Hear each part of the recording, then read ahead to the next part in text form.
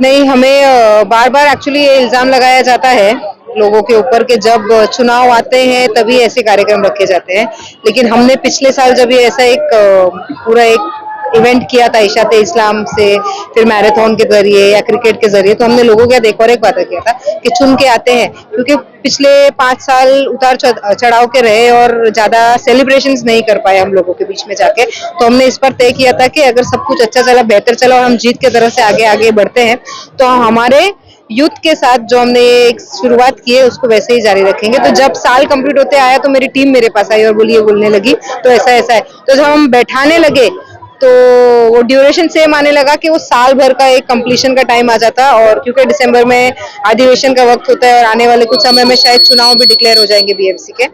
तो उस हिसाब से टाइम तय हुआ। तो हमारे लोगों ने नाम रख दिया कि भाई सिर्फ हम यूथ फेस्टिवल नहीं बनाएंगे, क्योंकि वो 23 संडे आ रहा है तो हम उस दिन गैदर होने वाला है, तो हम जश्न, एक साल के जश्न की जीत भी मनाएंगे। तो इस हिसाब से इस दिन हम इकट्ठा हुए। पर कितना बड़ा प्रोग्राम था, कितना बड़ा इवेंट था, और इसके साथ ही इसमें कितने लोग इसमें शामिल हुए थे, महिलाएं, बच्चे, इस बारे में इशाते इस्लाम में टोटल हमारे पास तकरीबन 1200 एंट्रीज थी, जिन्होंने पूरा दिन अलग अलग कीरत हो, नात हो, अजान कंपटीशन हो, कुरान रेसिटेशन हो, इस जरिए पार्टिसिपेट किए। साथ में साथ वॉकेथॉन था, वॉकेथॉन के साथ कुकिंग कंपटीशन था महिलाओं के लिए, बच्चों के लिए बेस्ट आउट ऑफ वेस्ट था, बॉक्सिंग कंपटीशन था। ऐसे जो हमने पूरा हफ्ता एक कंपटीशन किया, साथ में जो एंड पे हमने मैराथन किया, उसके टोटल हमने एंट्रीज देखी है तो तकरीबन ये एंट्रीज हमारे पास 7,500 के करीब गई है। 7,500 लोगों ने अलग अलग माध्यम पे अलग अलग दिनों में लोगों के हमारे साथ मिलके, जो हमारे डैप को स्पॉन्सर है दादा मियां फाउंडेशन के जरिए ये इवेंट किया गया राष्ट्रवादी के कोलैबोरेशन में, तो हमने 7,500 लोगों तक या 7,500 घर तक हम पहुंचे। सबसे पहले तो आपको विधायक के रूप में 1 साल पूरे हो गए, आपको बहुत बहुत मुबारकबाद। शुक्रिया। अब जिस तरीके से आपने स्पेशल टारगेट किया था ड्रग्स को लेकर, तो ड्रग्स जो लोग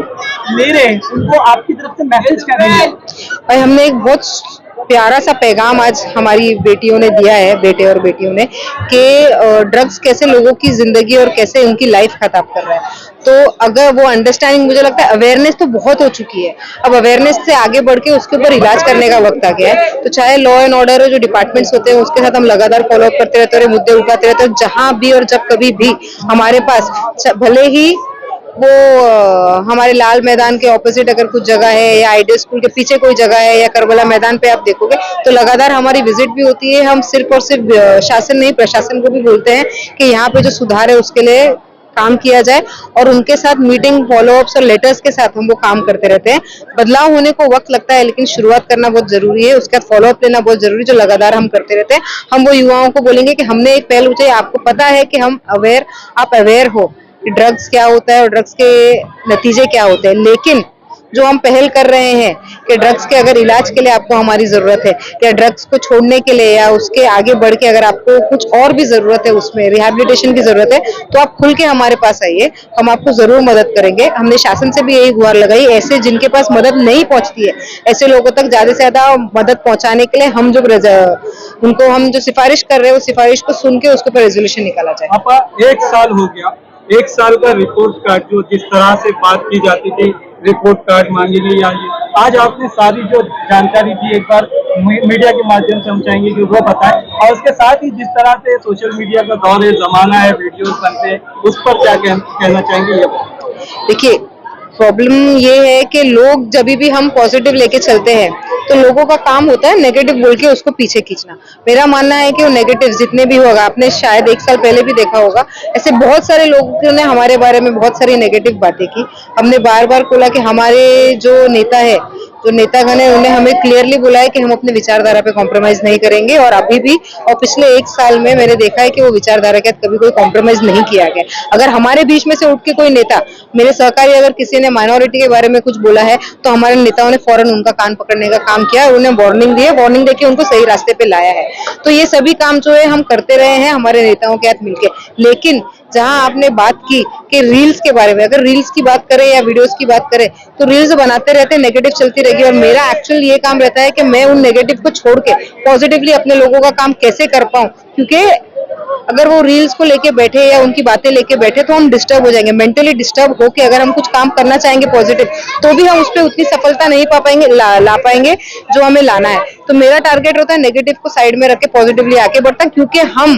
मुझे पता है आने वाली सालों में मुझे पूछा जाएगा, लेकिन उनके पूछने से पहले मैं ये चाहती हूँ कि मैं दिन रात अपने लोगों के लिए काम करके कुछ बेहतर, क्योंकि हम जानते हैं कि पिछले 5 साल कुछ उतार चढ़ाव के रहे हैं और हमारी गति पिछले 5 साल में स्लो थी, तो वो गति को इसके साथ जोड़ के आगे हम उसको डबल स्पीड में काम करने की कोशिश करें, क्योंकि पिछले 5 साल मैंने अपने पिताजी के नीचे उनके नेतृत्व के अंडर काम लगातार करते रही हूँ, तो शासन प्रशासन की नॉलेज है, एरिया की जिम्मेदारी क्या है, किधर क्या इशू है मालूम है। और हम जानते हैं कि आने वाले कुछ दिनों में नगर सेवक के चुनाव आ जाएंगे। मुझे ये भी मानना है कि नगर सेवक के चुनाव आ जाएंगे तो पानी, गटर और जो कचरे की समस्या हमारे पास जो मैक्सिमम टाइम हमारा ले लेता है, वो हम उससे थोड़े फ्री होके हम जो मेनली डेवलपमेंट के काम है उस पर ज्यादा ध्यान दे पाएंगे। जैसे कि आपने मेट्रो स्टेशन की बात करी तो चिटागंग के लोगों का ये सवाल भी है कि मेट्रो स्टेशन आखिर बन कहाँ रहा है और कितना दिन लगेगा, क्योंकि हरियाणा का मेट्रो स्टेशन का जो चेहरा तो लोगों को दिख गया है, मतलब चिटागंग का जो है मेट्रो स्टेशन का चेहरा तक जो है सामने आया नहीं, कब तक ये बनेगा और कहाँ बनने वाला है? आपको मैं बताना चाहूंगी कि चीतागंग मेट्रो स्टेशन मेरे पिताजी का वादा था। 2014 में भी उन्होंने किया था और 2019 में भी किया था। 2019 में कोविड के जस्ट एक हफ्ते पहले फाइनल हो गया कि चीतागंग मेट्रो में स्टेशन बनेगा, और उनके रिलीज के फौरन 1 या 10 दिन बाद, क्योंकि मैं कंटिन्यूसली उधर फॉलो अप कर रही थी, तो कैबिनेट में मीटिंग होकर उसको अप्रूवल मिल गया। चीतागंग मेट्रो स्टेशन तो अप्रूव है, जो भीमनगर के एंड के जंक्शन पे हमारे पास दिखाई देगा। लेकिन उसके बाद ये बात आती है कि चीतागंग मेट्रो स्टेशन जो अप्रूव हो गया उसके लिए फंड भी सैंक्शन हो गए हैं, करोड़ों में फंड सैंक्शन हुए, लेकिन उसकी गाड़ी आगे क्यों नहीं बढ़ रही है? तो इससे 2 प्रॉब्लम है। एक प्रॉब्लम है कि 36 मीटर वाइड रोड जो भीमनगर से चीतागंग को कनेक्ट करता है, उसमें एक मेट्रो का दीवार आगे पीछे मतलब 36 मीटर्स होगा या 24 मीटर्स होगा, उस पर कुछ इश्यूज चल रहे थे, उसके ऊपर लगातार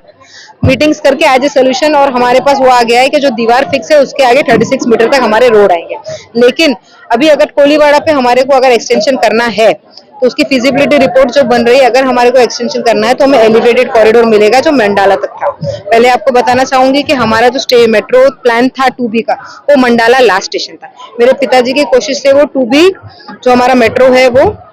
चीतागंग तक आया, लेकिन अगर वो कोलीवाड़ा तक जा रहा है, उसकी फिजिबिलिटी रिपोर्ट बन रही है और बन के हमारे को पॉजिटिव मिलता है तो वो एलिवेटेड कॉरिडोर होगा। अगर नेगेटिव होता है तो वो फ्लोर पे मतलब हमारे रोड लेवल पे होगा। तो जब वो क्लैरिटी आ जाएगी चीतागंग मेट्रो स्टेशन का आगे काम चालू हो जाएगा। यूथ फेस्टिवल में जितने लोग शामिल हुए थे और ज्यादा से ज्यादा आपके साथ यूथ हमेशा से कनेक्ट रहा है, उनको एक आखिरी मैसेज क्या देंगे आप आपकी तरफ से? और ये जो फेस्टिवल आपने बाहर लोगों के साथ मनाया, क्या ये हमेशा चालू रहेगा? भाई पिछली बार तो ये इल्जाम लगाया गया था, लेकिन इस टाइम तो मैंने करके दिखाया आपको। मैंने यही बोल रही हूँ कि हमने एक वादा किया था लोगों के साथ कि भाई हम सेलिब्रेशंस, हमारे यूथ के जो टैलेंट है, टैलेंट के साथ उनके अंदर जो स्पोर्ट्स का जज्बा है, आप देखोगे आने वाले दिनों में हम ट्राई करेंगे एक 1 डे स्पोर्ट्स एक्टिविटी रखने का, जिसमें बच्चे लोग से लेके बड़े तक रनिंग रेस और कैरम्स हो और बाकी सब चीजें हो। साथ ही आज हमारे नेजी भाई आए थे तो उन्होंने रैप का कॉम्पिटिशन अनाउंस करके गया, तो वो एक जिम्मेदारी और बढ़ गई है हमारे ऊपर। तो पॉजिटिवली वो भी हम आगे बढ़ेंगे, क्योंकि आने वाले वक्त में हम देखेंगे कभी भी आचार संहिता भी लग सकती है, तो उसको